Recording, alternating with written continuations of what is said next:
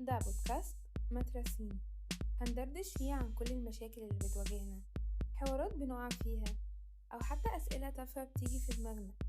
بس طبعا كل ده في نطاق الهزار. بقولك ايه، مدرسين، يلا نبدأ. أهلا بيكم في الحلقة السادسة من بودكاست مدرسين. والنهاردة عنوان الحلقة هو أنت لسه شفت حاجة؟ وده لأننا هنتكلم عن التقليل من المعاناة، لأن دي الجملة اللي بنسمعها دايما لما بنشتكي من حاجة. وأكيد مش بنكون مستنيين نسمع الجملة دي، بنبقى مستنيين نسمع مواساة أو تشجيع. بس للأسف معظم الناس بيدخلوا معاك في تحدي وبيبقوا شايفين إن اللي عدوا بيه أصعب بكتير من الهبل اللي انت بتمر بيه دلوقتي. ده بيبدأ معانا من واحنا في ابتدائي.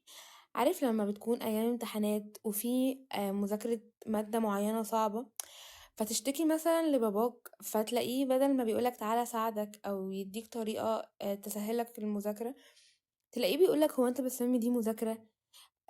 مذاكرة ايه اللي في أوضة وعلى مكتب وفي تكييف؟ أنا كنت بذاكر على عمود نور، ما كانش فيه دروس وقتها ولا الكلام ده.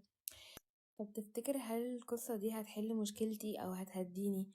وأعتقد أصلا إن القصة دي إجابة السؤال هو إيه الفرق بين مذاكرة زمان ومذاكرة دلوقتي، وغالبا مش هتبقى عايز إنك تعرفها لأنك عندك امتحان.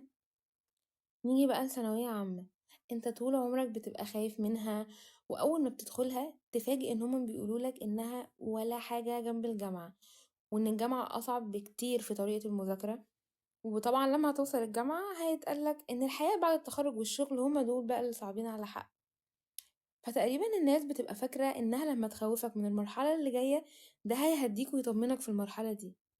حتى لما بتيجي تشتغل وتبدأ تحس ان انت بقى عندك خبرة في المجال بتاعك، عدى عليك كذا سنة، فتحس انه خلاص انا دلوقتي وقت الترقية، انا نفسي اترقى، وتتجرأ وتفتح الموضوع ده مع مديرك. اول حاجة هتسمعها هو انت يا ابني لسه شفت حاجة عشان تلحق تزهق وتقول عايزة اترقى؟ لا لا، ده انت لسه بدري عليك قوي. قيس بقى كل ده على حياتك.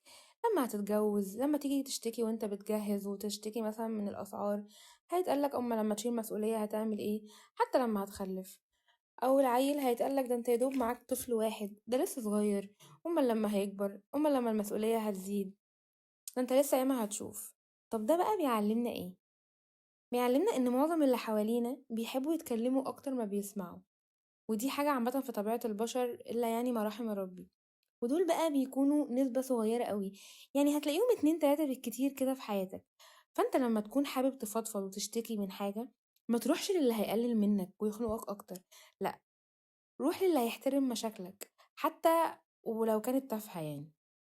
وعلى فكرة انا نفسي بحاول ان انا يعني مقللش من المشاكل اللي قدامي. عارف مثلا لما يعني تكون حياتك خلاص مقلوبة ويجي طفل صغير قوي او حد اصغر منك بكتير ويشتكي لك مثلا ان اكبر مشاكله ان الميس اللي بيحبها مشيت، لا هو متأثر قوي ومخنوق بقى.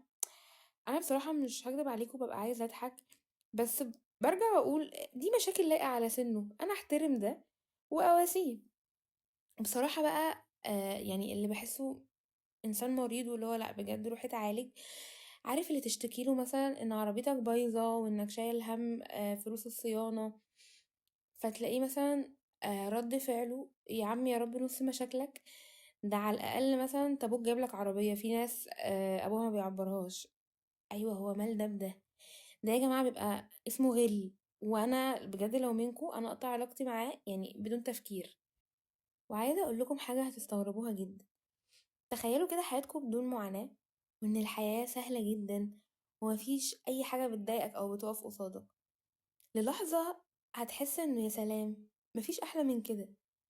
بس في الحقيقة اللي بيجي بسهولة بيتهد بسهولة، زي كده لما تبني بيت من ورق، اقل هوا هيهده. وده لانك من الاول ما اتحطتش في موقف خلاك تفكر انك تأسسه صح، او مثلا تستخدم اسمنت وطوب، وبالتالي ما عملتش حساب اي حاجة ممكن تهد البيت ده او تواجهه. وده بقى اللي بيوصلنا لنقطة ان احنا نقول الحمد لله على المعاناة، لان هي اللي بتبني مننا شخصيات قوية ومختلفة.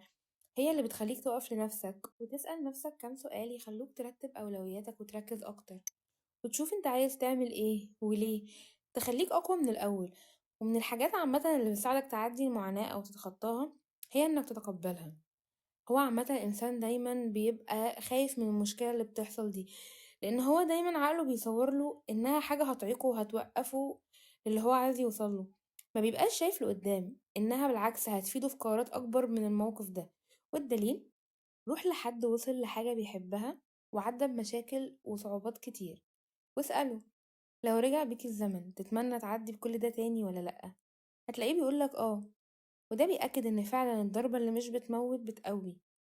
فزي ما قلتلكوا قبل كده، خوفك من المعاناة ده بيكون سبب 50% من الضغط اللي انت فيه.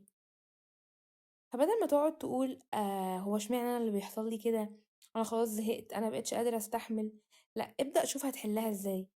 اول ما هتبدأ تعمل كده هتلاقي غضبك قل وطاقتك يعني اتوجهت لحل المشكلة وانك ازاي تعديها. طبعا هو الموضوع ده مش بيكون في يوم وليلة، وبياخد ايام، بس ابدأ طبقه. هتطبقه في مشكلة صغيرة مثلا بتواجهك في يومك، واحدة واحدة هتلاقي نفسك اتدربت ان انت فعلا تتقبل الموضوع، وعلى طول ما تضيعش وقت وشوف ازاي هتحله.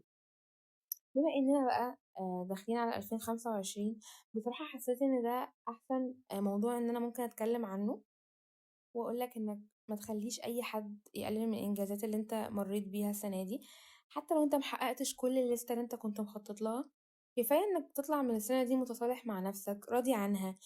ويا سيدي حاول تاني وتالت، هو لو على الوقت فهو خير ربنا كتير. حابة بقى في نهاية الحلقة اقول لكم كل سنة وانتم طيبين. ان شاء الله تكون سنة سعيدة علينا كلنا، ونقدر ان احنا نحقق فيها كل اللي نفسنا فيه. وان شاء الله اشوفكم على خير الحلقة الجاية.